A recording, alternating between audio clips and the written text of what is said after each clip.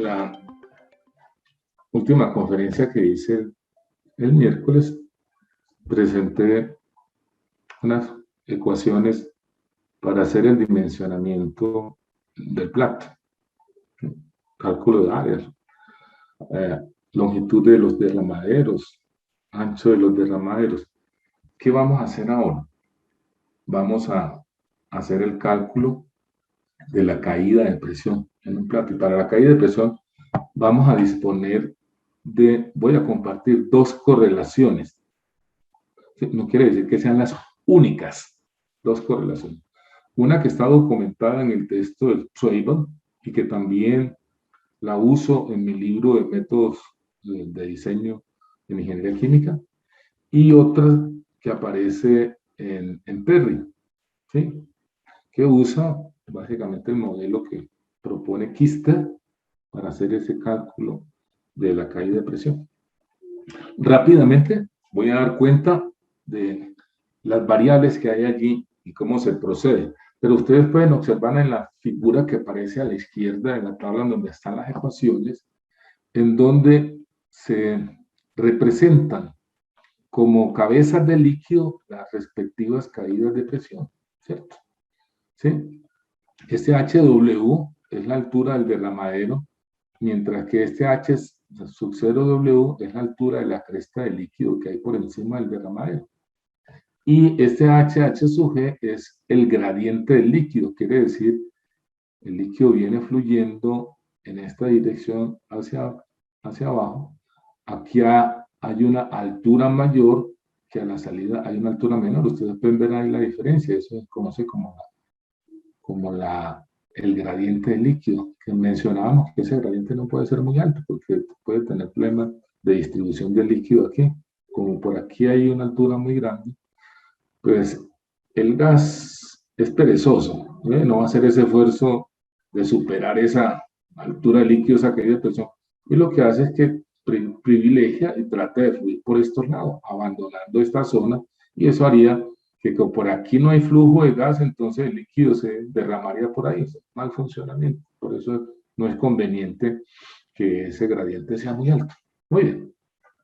Y ahí aparecen también otros parámetros importantes como la altura del líquido claro que hay en el bajante, que es este H sub DC, ¿cierto? Esa altura del líquido claro. Ese valor, que es una cabeza de líquido, también la tenemos que controlar. Porque si esa altura de líquido claro llega a ser, ¿sí?, igual a la separación que hay entre los platos, más la altura del derramadero, pues entonces vamos a tener inundación del bajante y eso va a generar un mal funcionamiento. Eso como para que físicamente sepamos qué significan esas variables, esos símbolos que aparecen. En esta correlación que aparece en el Treiber, documentada en el Treiber, ¿sí? Aparece la variable H sube como la caída de presión en el plato, como la contribución de tres caídas de presión. Una, la caída de presión en los dispersadores, la otra, la caída de presión en el líquido gaseado. Líquido gaseado es este que hay aquí encima del plato.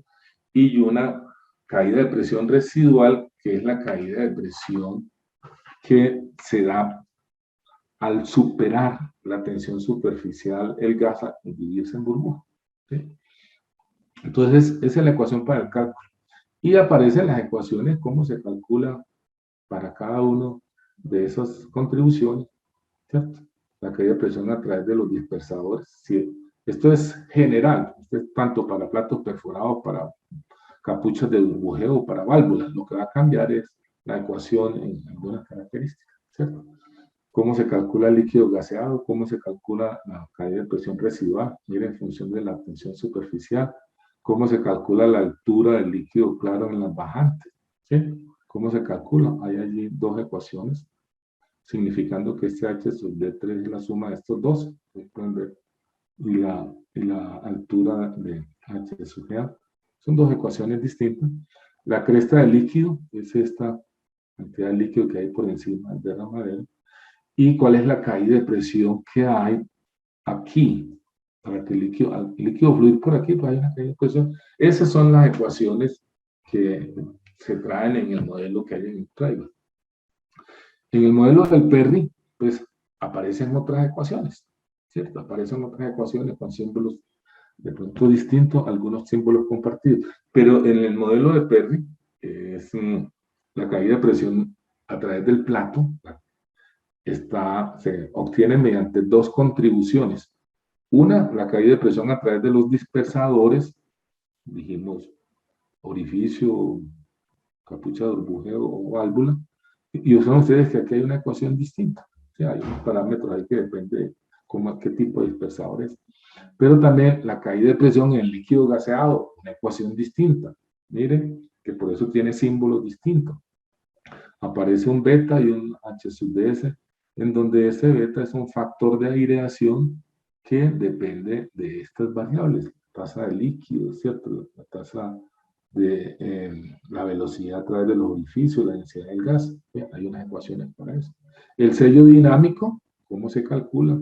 Sumando el HW, la altura del derramadero, la altura de la cresta y la mitad del gradiente. A eso se le llama sello dinámico. ¿Cómo se calcula la altura de la cresta? ¿Cómo se calcula el gradiente? La caída de presión a la entrada. ¿Y cómo se calcula el líquido claro en el bajante? Entonces, miren que no es sino hacer uso de esas ecuaciones, respetar las unidades que tienen, porque son ecuaciones dimensionales. Yo tengo que saber qué unidades tengo que alimentar a cada una de las variables o parámetros que allí aparecen. Muy bien, una vez calculada la presión y haber verificado lo que decía, tenemos que verificar que no se presentan los problemas con las velocidades del gas a través del orificio, la mínima, la máxima, pero también las caídas mínimas y las caídas máximas, etc. ¿Sí? ¿Qué viene? Necesitamos especificar dimensiones de unos elementos físicos, unos elementos estructurales para soportar el plato, que son las vigas y los anillos. Ya en la conferencia, cuando presentaba la tecnología, entonces daba cuenta que era lo que nosotros necesitábamos especificar. Para las vigas, ¿cuál es el calibre? Calibre nos da información del espesor de la viga principal y la viga secundaria, cuál debe ser el calibre que se recomienda, pero también hay algunas recomendaciones diferenciadas dependiendo del tipo de material que se estemos usando de las vigas. ¿Sí? Y lo otro es lo que tiene que ver con los anillos soporte. Para los anillos soporte, son anillos que se van a colocar, a adherir a la parte interior del cilindro para sobre él montar los platos, montar las vigas, pero también montar los platos, ¿cierto? Para que estén fijos allí. También esos anillos soportes tienen unas dimensiones, y esas dimensiones que yo tengo que especificar son el ancho y el espesor. ¿Y cómo los selecciono? Esas dimensiones, de acuerdo con el diámetro de la torre, ¿cierto? En función del diámetro de la torre, así será las dimensiones de esos anillos, dependiendo si tenemos acero al carbón o si tenemos una aleación. ¿Ok? Aquí hay otras información sobre el ancho que deben tener los anillos soporte. Muy bien. Después de haber especificado esos elementos mecánicos, vamos a calcular la eficiencia de CAT. Ya tenemos todas las dimensiones de todas las variables, características y dimensiones geométricas que determinan o de las cuales depende la eficiencia. Hay varios métodos para calcular la eficiencia, ¿sí? El método más confiable y el que deberíamos usar es el método de escalado. Ese es el que nos va a dar un valor más confiable, con menos incertidumbre, más cercano al comportamiento que va a tener la torre, ¿sí? Y esos métodos de escalado usan, para hacer esos escalados, unos factores de proceso, características de, si son sistemas diferentes, sistemas físico-químicos que estemos manejando allí, ¿cierto? Y con condiciones de procesos diferentes, condiciones de presión, temperatura, flujo, con base en esas diferencias, pues entonces, y los datos que nosotros tengamos para equipos reales que estén en funcionamiento, pues hacemos el cálculo, la estimación, el escalado de la eficiencia. Pero también podemos hacer el escalado usando factores de equipo, ¿cierto? tenemos, digamos, valores de eficiencia para columnas comerciales existentes. Yo puedo calcular la eficiencia una vez tengo una torre física, yo sé cuántos platos reales tiene y conozco el grado de separación que hay entre el alimento y el tope, y entre el alimento y el fondo, y con base en eso yo puedo, y con las etapas ideales que hay, entonces ya yo puedo, que puedo calcular, yo puedo calcular entonces cuál es la eficiencia, porque sé cuántos platos reales hay y cuántos platos ideales se necesitarían para hacer esa separación. Entonces es un cálculo muy fácil, ¿sí? Pero observen ustedes, necesitaríamos para ello condiciones similares de proceso, tener el mismo sistema, ¿sí? Con las mismas sustancias, ¿sí? Con las mismas cargas, con el mismo régimen de flujo para poder hacer este escalado. Y la otra opción, que es la que más se usa, la que usan las industrias, las firmas de ingeniería, ¿sí? Son plantas pilotos. Se montan plantas pilotos con base en los datos experimentales en esas plantas pilotos, pues se hace el escalado. O se hace uso de esta columna Alder-Shaw para hacer determinaciones experimentales en laboratorio. En el laboratorio nuestro de operaciones unitarias, ustedes han visto allá una columnita de vidrio. Esa columnita la adquirimos nosotros cuando estábamos desarrollando el programa de Alcoindustria, ¿cierto? Estoy hablando de comienzo de los años 80, eso hace mucho rato, estaba yo recién vinculado como profesor del departamento, ¿cierto? Sí, ahí hicimos algunas pruebas para las investigaciones que estábamos haciendo por la deshidratación de mezclas etanol-agua para poder producir alcohol carburante, ¿sí? Decíamos que ese es el mejor procedimiento, ¿sí? Lo que tiene que ver con ese método.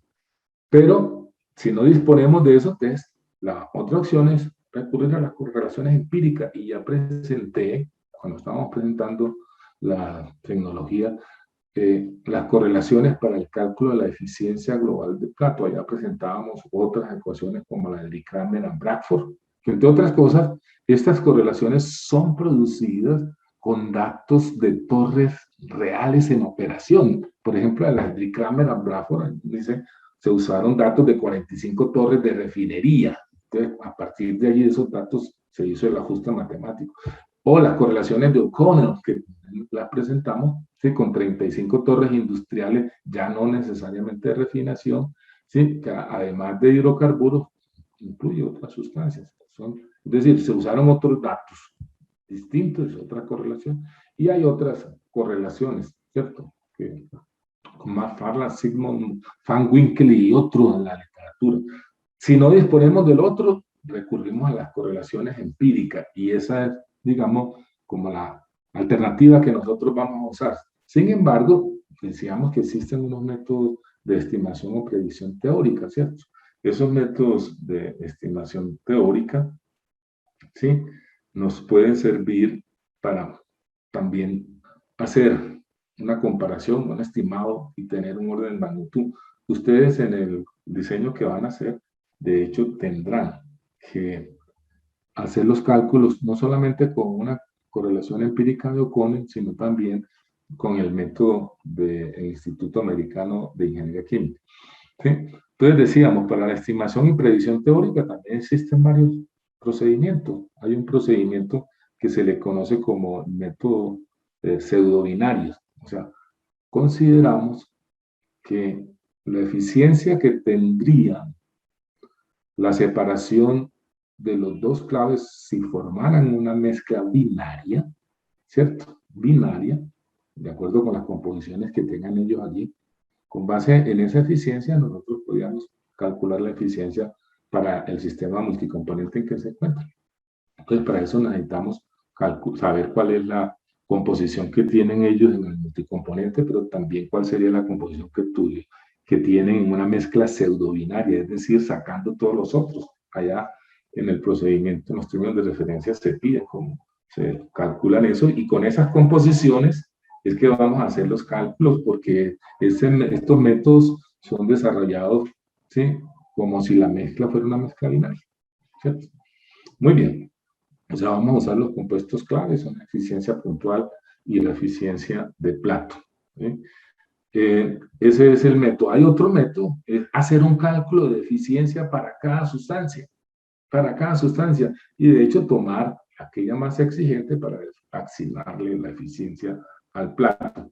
Y hay otro que es mucho más riguroso, método de interacción difusional, que no usa las ecuaciones de difusión, no usa coeficientes de difusión de Fick, sino ecuaciones de Maxwell-Stephan, ¿cierto? Ustedes cuando vieron fenómenos de transporte por allá, aprendieron que existen otras correlaciones para cuantificar la transferencia de masa molecular, ¿cierto?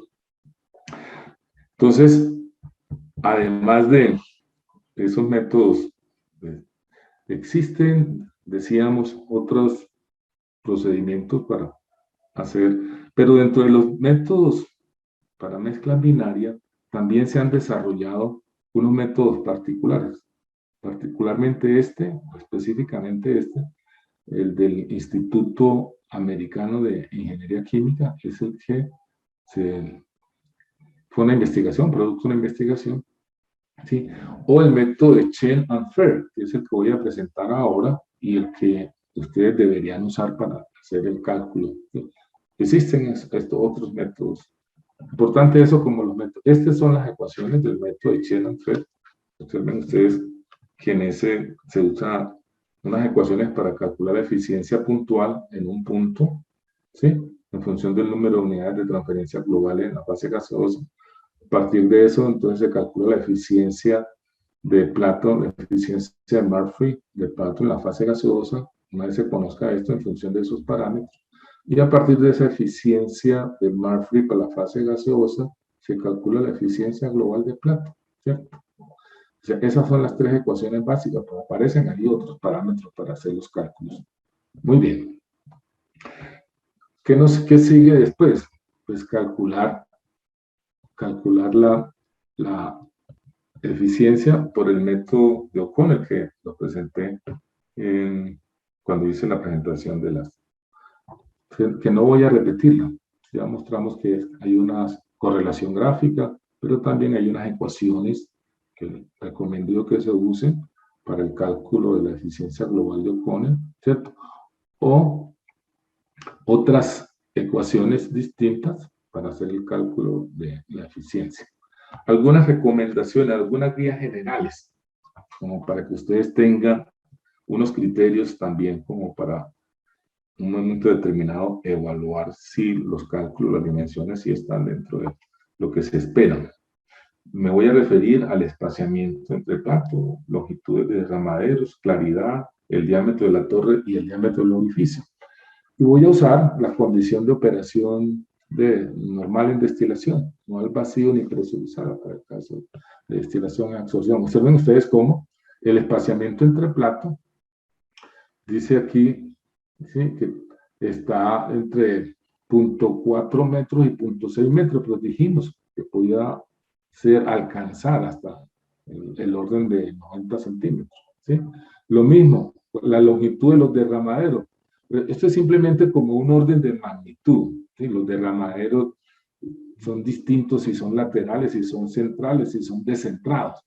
Y lo mismo con la claridad. Dice aquí que la claridad debe ser del orden de el 80% de la altura del derramadero, pero también presentamos por allá algunas heurísticas o algunos criterios para decir cuál debe ser la diferencia entre la altura del derramadero y la altura de esa claridad, que podía estar en el orden de media pulgada o un cuarto de pulgada. Eso es como para tener una idea. Lo mismo en relación con el diámetro, ¿cierto? Para el caso del diámetro específicamente para platos perforados, ¿sí? Aquí habla de 30 centímetros. Sin embargo, observen, aquí dice 30 centímetros, pero para condiciones especiales, muy particulares.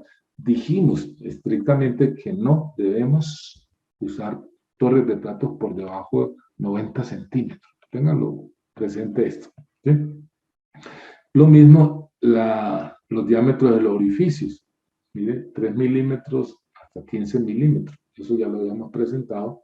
¿Cuál es la separación, el paso entre los orificios? ¿Cuál es el porcentaje de área perforada? Que habla de 6 o 15, pues habrán algunas otras recomendaciones que ya lo presentamos. Y lo mismo la altura del derramadero de salida. Habla entre 2 centímetros y 5 centímetros. Eso como para que se tengan algunas ideas de eso. Ahora nos interesa, bueno, ¿cómo calculamos la altura de la torre? Para poder calcular la altura de la torre, yo tengo que haber seleccionado previamente la forma de las tapas, porque dependiendo de la forma de las tapas, así será la altura de la tapa, y esa altura de la tapa va a estar involucrada dentro de la ecuación que nosotros, las ecuaciones que nosotros vamos a usar para hacer el cálculo de la altura. Entonces, para calcular la altura de la torre, usamos esta ecuación. ¿Sí? Ahí aparecen estos 5 términos. Observen ustedes, hay una altura que llamamos en el tope, ahora vamos a ver, es la altura que hay del primer plato hacia la parte más alta de la tapa, y hay una altura que llamamos en los fondos, que es la altura que hay desde la parte baja del plato hacia el punto más bajo del domo en la plata, en la tapa inferior. Ahora vamos a ver cómo calculamos estas dos alturas. Pero también una altura entre los platos en el punto de alimentación, que no es la misma separación que van a tener los platos en otras partes. ¿Ok? Y la altura de la zona de rectificación y la altura en la zona de despojamiento. La altura de la zona de rectificación nosotros la calculamos una vez tengamos cuál es el número de platos reales para el diseño que vamos a usar para nuestra torre. Y ese número de platos reales lo calculamos para el diseño como oígase bien, el 110% del número de platos reales que calculamos con la eficiencia y le sumamos 3. O sea, ahí estamos teniendo como un margen de seguridad para garantizar que el destilado nos va a salir con la separación que necesitamos. ¿Sí? Y lo mismo, el número de platos reales para el diseño de la torre, diseño mecánico, ¿sí? Le sumamos el 10% del número de los platos reales que calculamos en la zona de despojamiento. Entonces, mire, con esas ecuaciones estamos nosotros garantizando, teniendo unos márgenes de seguridad importantes. Entonces, en esas ecuaciones, la T mayúscula, ¿cierto? Es la separación entre los platos y la T minúscula es el espesor entre los platos. ¿Sí? Observen las ecuaciones que hay ahí. Muy bien. Entonces, para poder hacer esos cálculos, lo primero que tenemos que hacer es seleccionar la forma, ¿cierto? De hecho, estas tapas planas no se usan, ¿cierto? Ni tampoco estas semiesféricas. Usamos más bien toroidales y semiesféricas, ¿cierto? Para estos recipientes. ¿Cómo se calcula la altura en el tope? Observe que es la altura que hay, ¿sí? Aquí en la base de la tapa hasta el punto más alto. Pues esa altura va a depender de la forma que tenga la tapa y del diámetro de la tapa. ¿Cómo lo calculamos? La Z en el tope. Esa altura de la tapa, para el diámetro que ya lo calculamos, esta H sub D, que es la separación que tiene la boquilla de entrada en el caso de una torre de destilación del reflujo, desde el centro hasta la base de la tapa, ese H sub D, nosotros lo calculamos con una correlación que aparece en el texto de Earthstone Applied Chemical Process Design, la figura 18.1, que se usa también para los tanques de separación flash. Allá aparece el procedimiento para hacer ese cálculo. ¿Sí? Calculamos eso y estas dimensiones Z y X, ¿sí? Esta es la claridad del faldón, eso ya la tenemos. Pero este Z es el diámetro, en este caso, el diámetro interior de la boquilla, que después vamos a ver cómo calculamos ese diámetro interior de la boquilla. Este es para usar cuando usamos el diámetro óptimo, ¿cierto? Pero más adelante nos vamos a referir a eso. Y las otras variables QSU, F y D, pues son el caudal del líquido. Entonces, mire que ya con eso ya yo puedo calcular cuál es la altura en el tope. ¿Sí?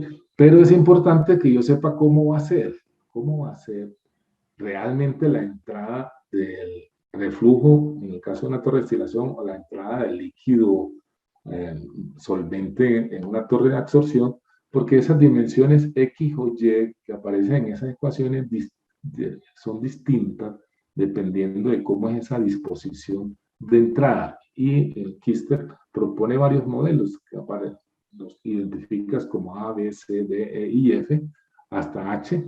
Y aquí en una tabla, que también aparece justamente en el libro de Kister, pues aparecen cuáles son esas dimensiones X, Y y Z, dependiendo de cómo es esa disposición de la alimentación del líquido en el tope de la torre.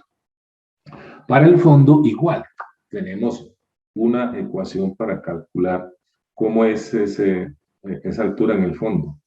Y esa altura va a depender de cuál es el tipo de tapa que tenemos, qué forma tiene la tapa, toroidal, hemisférica, elipsoidal. ¿Sí? El tipo de ebullidor, porque si tenemos un ebullidor tipo caldera, vamos a tener que una sola entrada.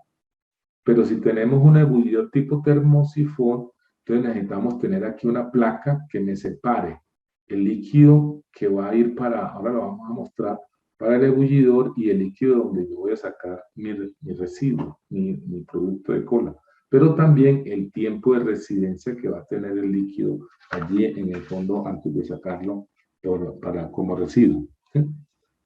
En esta ecuación que hay aquí, que es para tipo tipo caldera, miren, el cálculo del Z en el fondo se hace con estos valores H1, H2, 12 pulgadas y 36, y ahí aparece. ¿Por qué 12 pulgadas? 12 pulgadas es la altura mínima que debe haber entre el máximo nivel del líquido que hay aquí en el fondo y el centro por donde está entrando el vapor al fondo de la torre. ¿Sí? Este es el último plato que hay en el fondo de la torre. ¿Sí? El líquido está cayendo aquí, si se derrama aquí para que esto genere aquí un sello y entonces el vapor no vaya a hacer cortocircuito. Y la altura que hay mínima entre el centro de esta tubería de entrada del vapor y la base del plato, el último plato en el fondo es 36 pulgadas. De ahí salen esos dos valores. H sub 1 es la altura, esta altura que hay aquí, desde el nivel del líquido hasta la base de la tapa, y H sub 2 es la altura de la tapa. Este sería el flujo de líquido. ¿Ok? Este sería una disposición de cómo es que se alimenta el ebullidor tipo caldera. Observen ustedes que el líquido sale en el fondo, llega al ebullidor, el ebullidor genera vapor, ¿cierto? Y de aquí es donde va a salir el producto de cola. ¿Sí? Ahí están las dimensiones y lo que estaba explicando sobre los niveles de líquido, ¿sí? Que se recomienda. Y este sería el caso para el que tengamos un ebullidor tipo termosifón. Ustedes pueden ver que tenemos dos tuberías de salida. ¿Sí? Hay una tubería por donde va a salir el residuo, y esta es una placa deflectora, ¿sí? Una placa deflectora aquí, que me va a garantizar que siempre de este lado, en esta sección del fondo de la torre, yo voy a tener líquido que me va a garantizar el flujo para el ebullidor. El ebullidor vaporiza y me permite el ingreso del líquido por esta parte. Este es un manhole, ¿cierto? Y de aquí, entonces, es donde va a salir el líquido en el fondo. H1 es esta altura hasta aquí, ¿cierto? Que me va a conservar siempre este nivel de líquido. H2 es la altura de la tapa. Mire que el cálculo de H1 es distinto, ¿sí? Es distinto dependiendo, la ecuación es diferente. La ecuación es diferente dependiendo de si el ebullidor es tipo termosifón o es tipo caldera. La ecuación es distinta. Lo que sí es lo mismo, pues son las propiedades y las otras especificaciones que hay ahí. ¿Sí? Esas son, digamos, las disposiciones que tendría, observen ustedes ahí, ¿sí? La salida de líquido, aquí nos está mostrando la placa deflectora, ¿sí? Decimos que se tiene que colocar para garantizar que esto no se nos vaya a secar nunca, ¿sí? Y se administra con la sacada de líquido del fondo de la torre. ¿Sí? Aquí estamos viendo esas disposiciones. Muy bien. Y los tiempos de residencia mínimos, pues, dependen de algunas decisiones de cómo vamos a descargar el líquido en el fondo de la torre. Y ahí aparecen los tiempos mínimos. Mínimos quiere decir que es un parámetro que usted puede usar y puede aumentar cuántos son esos tiempos para hacer esos cálculos. Pero también para especificar cuál es la separación en el punto de alimentación, Kister también propone, ¿cierto? Especifica distintas formas en que el líquido se va a alimentar. Puede ser que se alimente en el bajante como aquí, o puede que no se alimente en el bajante, sino aquí en esta zona, digamos, que no está en el bajante, sino para que caiga el líquido justamente encima del plato. Ok, entonces dependiendo también de cómo es esa disposición, cómo se alimenta, así serán esas dimensiones para. Ok, una vez nosotros tengamos definido esas alturas, ya tenemos la altura de la torre, lo que sigue ahora es el diseño mecánico y empezamos por el diseño de la tapa. ¿Sí? Primero tenemos que diseñar la tapa. ¿Cuál es con la forma que ya la decidimos? ¿Sí? Con la presión de diseño. Entonces yo necesito hacer el cálculo de la tapa del tope y la tapa del fondo. En la etapa del tope, yo tengo que usar la presión de diseño en el domo de la torre. Y esa presión de diseño, recuerden ustedes, tiene que ser manométrica. Y esa presión en el domo es distinto a la presión en el fondo, ¿cierto? La presión en el domo es la presión que tiene el destilado más la caída de presión que yo reservé para el condensador. Esa sería la presión en el domo y con esa es que calculamos la presión de diseño de la tapa del fondo. Y entonces usamos las ecuaciones dependiendo de la forma de la tapa, ¿sí? Dependiendo de la temperatura de diseño, que la tenemos que calcular, el material y la presión manométrica. Y después de que ya calculemos el espesor de la tapa, pues vamos a tener que calcular, hacer el diseño de la camisa. Y para eso, lo primero que tenemos que hacer es el cálculo de espesor para presión. Presión interna, si la torre es atmosférica o es presurizada, o presión externa, si la torre opera al vacío, ¿cierto? Y hay unas correlaciones para hacer el cálculo. Ese cálculo, escuchen ustedes, del espesor de la camisa lo tenemos que hacer cada 6 pies, desde el tope hacia el fondo. Vamos calculando cada 6 pies cuál es la presión en esa posición, porque ya sabemos cuáles son los platos reales que hay ahí y cuál es la presión que hay en ese punto, con la caída de presión que tenemos, ¿sí? Pero también con la presión de que nos dio la simulación con Refract. Cada 6 pies, entonces calculamos el espesor a 6 pies, 12 pies, 18, hasta que lleguemos al punto de alimentación, ¿sí? Y nos vamos hasta el fondo. Puede suceder entonces que la torre tenga distintos espesores. A medida que va aumentando la presión de diseño, ¿sí? Va aumentando el espesor requerido, pero puede que no sea necesario. Si de pronto no hay mucha variación y tengamos que ajustarlo a un calibre estándar, pues siempre se va a ajustar al mismo calibre. Pero cuando tenemos torres muy altas, que tienen muchos platos, es posible que la torre tenga distintos espesores. Y eso se traduce en qué? Esto en ahorros, en costos de inversión, pero también se va a traducir en que la torre, además de que nos va a costar menos, también va a pesar menos y por lo tanto la parte de abajo, lo que tiene que las fundaciones, pues van a ser menos costosas, menos exigentes. ¿Sí? Después de que calculemos la presión, ustedes pueden ver ahí un gráfico en donde se está mostrando cómo para estas secciones el espesor es distinto. Mire que para esta parte de aquí para arriba el espesor es 5/16. Pero aquí en esta zona de transición es 9/16. Y aquí desde este punto de la alimentación hasta este punto el espesor es 5/8. Va aumentando. Y de aquí hasta el fondo son 3/4, ¿cierto? De pulgada de espesor. Observen ustedes que ahí es donde se ve por qué razón. Estamos hablando de una torre que tiene 90 pies, ¿cierto? 90 pies, estamos hablando de más de 30 metros. Y se ve, se nota allí precisamente la diferencia. Las ecuaciones para el cálculo de presión, ustedes los estudiaron allá en su curso de... Yo lo que estoy haciendo aquí es un refrescamiento de eso. Pero una vez yo calcule la presión interna, necesito hacer análisis de esfuerzo. Análisis de esfuerzo, ¿cierto?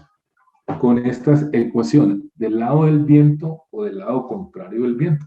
Porque el lado del viento la parte baja de la torre va a estar sometida a tensión, ¿cierto? Entonces hay unos esfuerzos longitudinales, ¿sí? Unos esfuerzos longitudinales distintos a los que se van a presentar del otro lado, de donde el lado contrario a la dirección del viento, ¿cierto? Se van a hacer por compresión. Por eso las dos ecuaciones son distintas.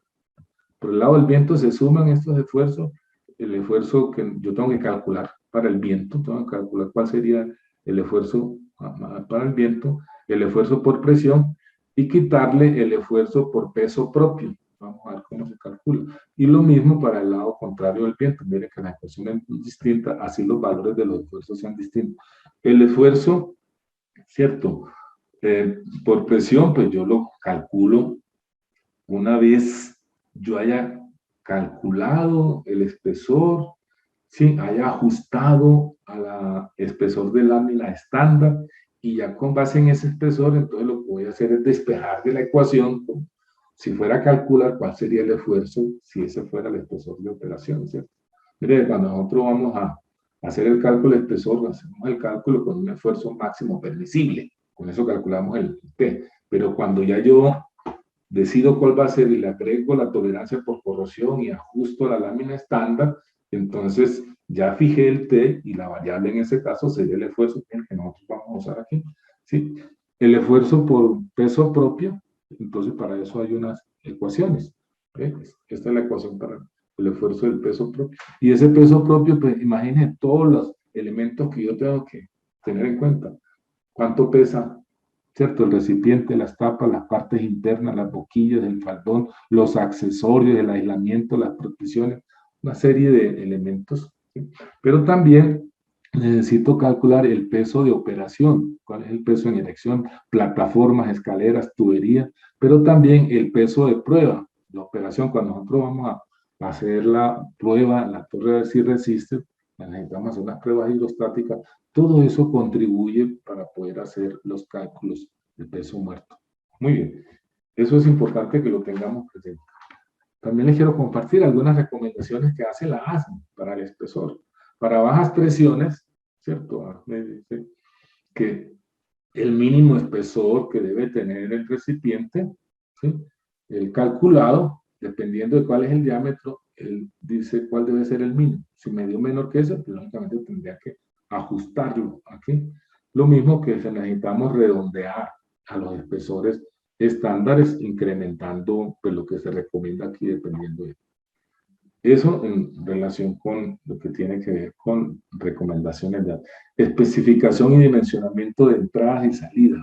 Una torre tiene muchas entradas y muchas salidas. Entradas de las corrientes, ¿cuáles? Corriente de líquido en el tope, corriente de la alimentación, corriente de entrada de vapor en el fondo, salida, la salida de vapor en el tope, ahí se ve justamente en este recipiente, ¿sí?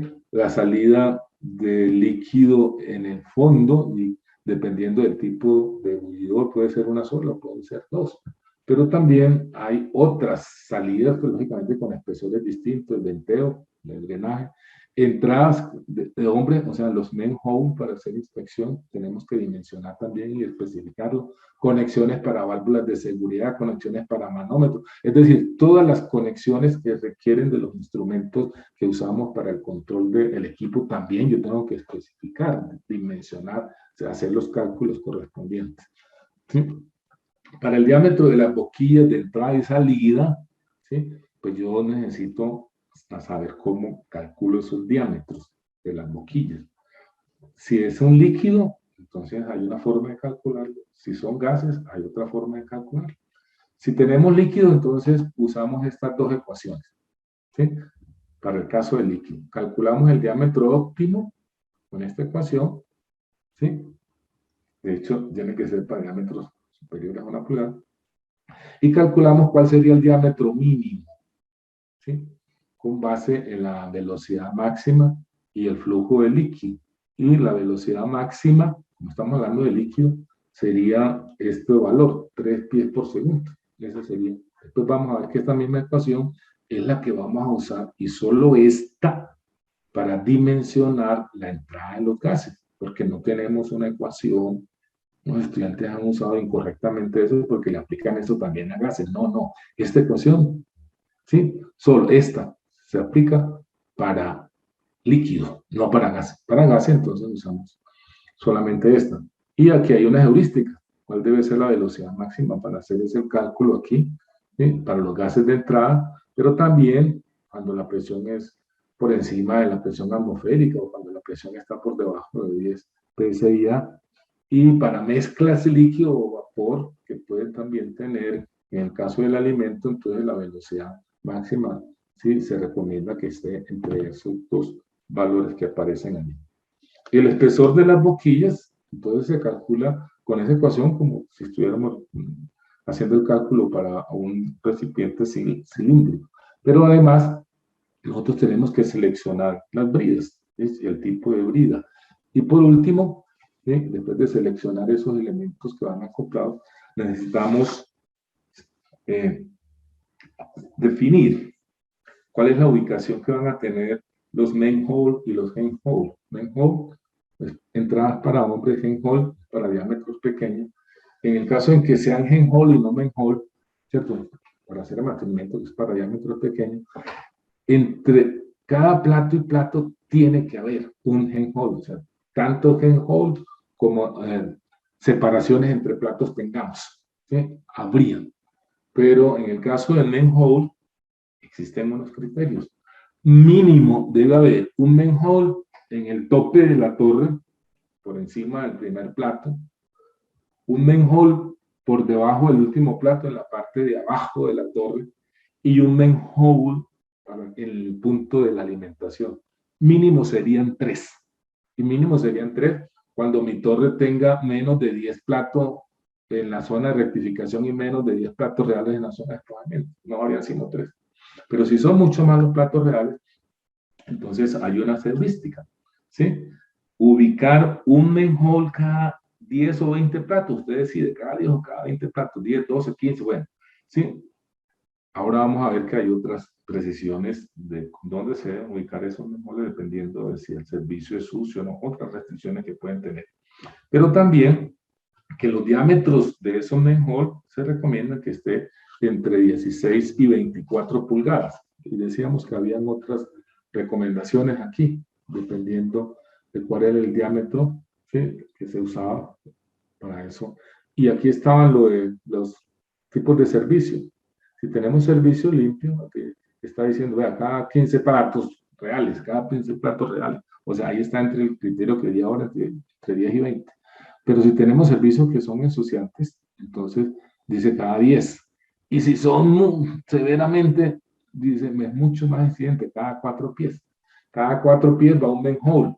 Ojo, y como en cada 4 pies hay un manhole, o cada 4 10 hay un manhole, o entre cada 15 o 20 platos hay un manhole, quiere decir que los platos que hay entre ellos tienen que tener mainway para que las personas puedan subir, ¿cierto? A través de la torre, pasando por los manhole. Estas son unas fotos para mostrar los elementos físicos a los que nos estamos refiriendo como los manhole, que tienen esos equipos, ¿cierto? Y aquí aparecen las especificaciones. ¿Y cuáles son los diámetros que se usan? Miren que aquí nos está diciendo, mire, para torres que son menos de un metro, una torre de menos de 1 metro de diámetro, no vamos a meter una persona, sino que lo que hace es que se mete la mano para poder hacerle mantenimiento. Y entonces se usan handhold, ¿cierto? Con estas dimensiones, 8 a 14 pulgadas. Pero para torres mayores a 1 metro, estamos hablando de mayores de 3 pies, pues sí, tenemos que usar handhold. Esta es una hoja de especificaciones que nosotros tenemos que registrar. En esa hoja de especificaciones, la información mínima que debe haber, ¿cierto? Son información sobre las condiciones de operación, información sobre condiciones de diseño, información, por supuesto, de dimensiones mecánicas, diámetros, alturas, tipos de interno, empaques, platos, todas las especificaciones de esos elementos internos, por supuesto, los elementos que configuran los materiales de las columnas, las conexiones, pero también las pruebas. ¿Cuáles son las pruebas que se van a realizar? Que yo específico que tienen que realizar para poderle aceptar al fabricante. Y esta es una hoja de especificación de Ecopetrol. Ecopetrol, pues de un proyecto no de Ecopetrol, sino de TPL para Ecopetrol, ¿sí? En donde nos muestra allí un dibujo, ustedes tendrán que hacer también en su diseño un dibujo que muestran todos los elementos, las dimensiones de la torre. Ustedes pueden ver aquí las entradas, esta es una vista superior, ¿cierto? Esta es una vista lateral donde se muestran los detalles de eso. Esta es otra hoja de especificación, otros elementos. Y aquí está la bibliografía que usé para organizar esta conferencia. Traigo texto mío, López Castel, Kister, recuerden ustedes, algunos documentos técnicos, allá se los monté, unos sitios de internet. Mire, hay 3, 4 referencias de Kister, es un experto específicamente en esta tecnología. Chase, ¿cierto? Chen López y Castel, Bernal, unos colegas de la Universidad Nacional, ¿sí? Y por supuesto el Perry. Con eso daría por terminado lo que tiene que ver con el diseño de torres de plato.